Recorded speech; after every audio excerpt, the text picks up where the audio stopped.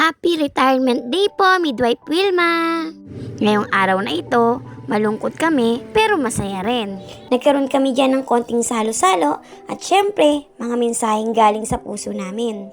Kung gusto nyo nga pong marinig, nakapost po yun sa FB wall ko. Alam ko po kasi na pagdating ng araw, masarap yun balik-balikan at ulit-ulitin ang panonood at pakikinig. Nako, ang mga midwife nyo, iyakin pala. Wala daw mga sasabihin, pero pag napanood niyo yung mga video nila, nako, ang hahaba. Hindi pa nga nakaka-start, umiiyak na.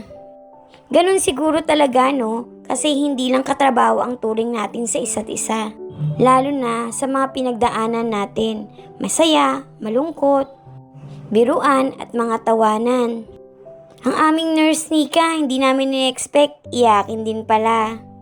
Sa totoo lang kasi, ang dami na talaga nag-retired sa amin. Yung mga tinuturing naming ate o kaya magulang. At di rin nakalagpas si Midwife Jory. Sayang, munti ka nang umiyak. Ang sumunod naman na nagbigay ng mensahe si Sir Romel. Grabe sir sa tulang talaga. Pero totoo, sa lahat ng mga nagre-retired, namimiss talaga nila yung pagsaserbisyo ng buong puso. Tapos, nagbigay ng mensahe dyan si Midwife Jane. Nagpapaalala sa mga serbisyong nagawa ng ating Midwife Wilma.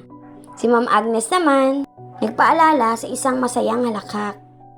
Andyan din si Sir Dave, ang kanyang isang anak-anakan.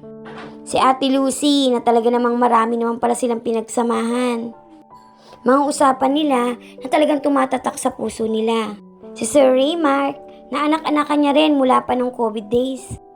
At syempre, hindi rin nawala ang pagpapasalamat ni Ma'am Wilma. Bumati pa nga si Doc Carlo dyan Doc, pagaling ka po. Si Ma'am Wilma, ramdam-ramdam namin ang kanyang saya at pasasalamat. Bumati na rin si Doktora dyan at binigay ang aming regalo. Sana po magustuhan mo yan, Ma'am Wilma. Pinag-ambag-ambagan po namin yan. Ma-enjoy nyo po ang iyong retirement. Magawa nyo po ang gusto ng iyong puso. Maraming salamat po sa 19 years of service. Happy retirement po!